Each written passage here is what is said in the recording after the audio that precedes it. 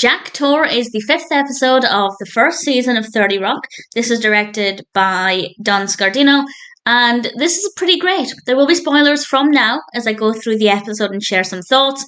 I really thoroughly enjoyed this one. We have several parts of the narrative, and I will go through each one in turn.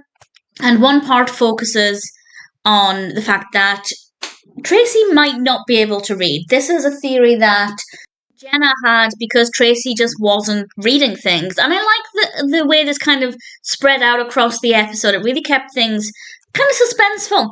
Liz ends up asking Tracy straight if he can read and really kindly offers to get him a tutor or any other support that he needs. And Tracy began to act like his secret was out.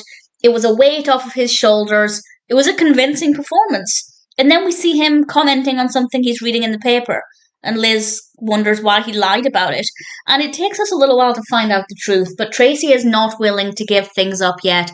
Liz presents him with a poster of himself that also says the smallest penis in showbiz, and obviously she's trying to get Tracy to admit he can read what it says, and he pretends he can't, and finally he admits it's because it's just hard work.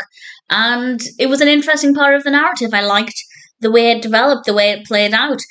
Pretty mysterious. And I couldn't remember what the outcome was because I've seen this episode before, but it's been quite a few years and I couldn't remember the specifics, and I rather enjoyed it.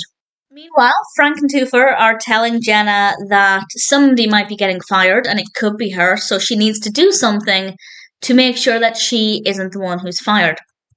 So she decides to sleep with the person she thinks is Jack's boss, a character called Ron.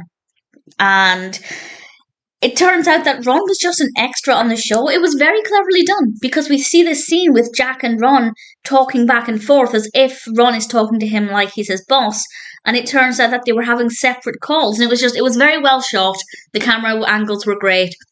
And I didn't see it coming. And ultimately Jenna gets her revenge by making Frank go up on the roof naked. That's how we end that part of the narrative. So I enjoyed that as well. And then we come to the Jack-Tor of the title. Jack wants the show to start selling things. So Liz suggests that Jack plays the GE executive in the sketch. And he goes back and forth a bit about whether or not he's actually going to do this. Ultimately, he decides to, but then he starts to panic. And Liz gives him this brilliant pep talk. I mean, the things she says are a little bit awkward and a bit offensive to some people and their abilities, but at the same time, I think it was exactly what Jack needed to hear.